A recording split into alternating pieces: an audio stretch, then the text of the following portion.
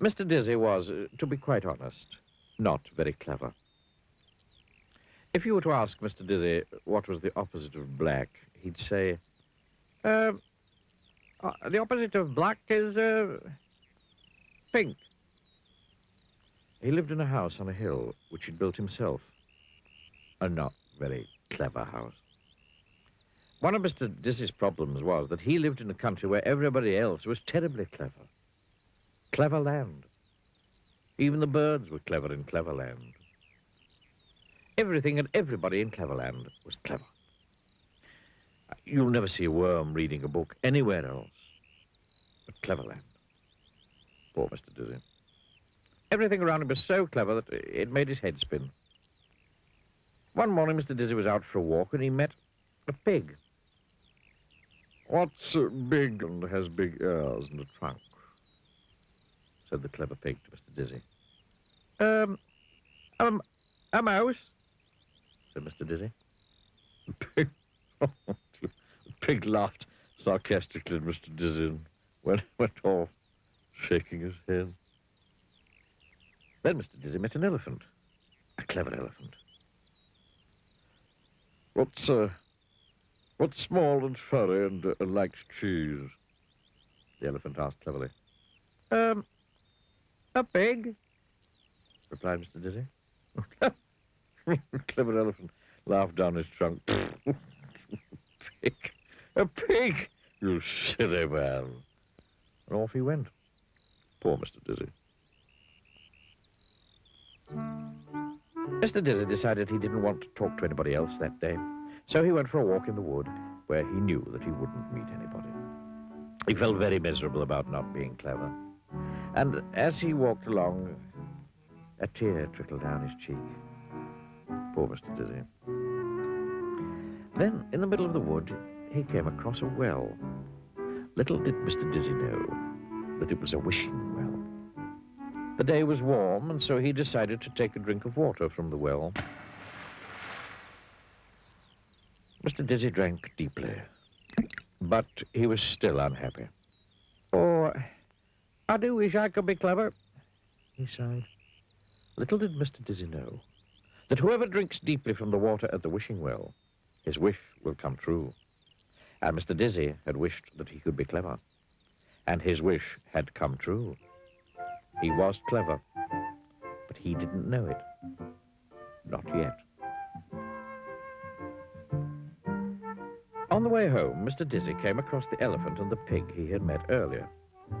They were telling each other about how they'd made Mr. Dizzy look silly by asking him a question he couldn't answer. They were giggling and sniggering about it when they saw Mr. Dizzy approaching from the wood. "Oh, here he comes again," giggled the clever pig. "Oh, let's ask him another question," sniggered the clever elephant. Mr. Dizzy came up to them. "Tell us," said the clever pig, trying to keep a straight face, what's white and woolly and goes baa?" "Why, a sheep, of course," replied Mr. Dizzy. Pig and the elephant were amazed. To tell the truth, so too was Mr. Dizzy. He suddenly felt very, very clever. And it was a not unpleasant feeling. "Tell us," said the clever elephant, "what has 4 legs, a tail, and goes woof?" "Well, that's easy," replied Mr. Dizzy. "A dog, of course." The clever pig and the clever elephant couldn't understand how Mr. Dizzy had become so clever in one morning. Mr. Dizzy couldn't understand how he'd become so clever in one morning. But you know how he'd become so clever in one morning, don't you? "Now, let me ask you a question," said Mr. Dizzy to the pig. "You?" grunted the pig rudely. "You? Ask me a question? Never ridiculous. There's no question you could ask me that I couldn't answer." "Really?" smiled Mr. Dizzy. "Well then, can you tell me what's fat and pink and goes a tissue, a tissue?" "What's fat and pink and goes tissue, tissue?" repeated the pig, looking worried. "There's nothing that's fat and pink and goes tissue, tissue." "Nothing, eh?" said Mr. Dizzy. And he tickled the pig's nose. Tissue, tissue, sneezed the pig. The answer is you, said Mr. Dizzy. You are fat and pink, and you're going a tissue, a tissue. The clever pig looked downright, if not down left, miserable. Mr. Dizzy turned to the elephant, who, incidentally, had stopped sniggering. Now, said Mr. Dizzy, let me ask you a question. What's large and goes dobbit, dobbit?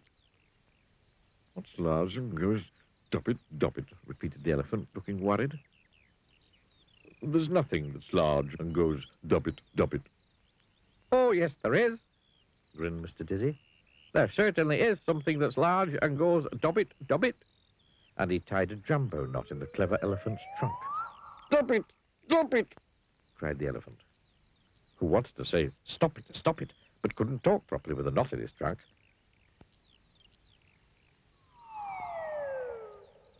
Mr. Dizzy grinned and went home. Hee.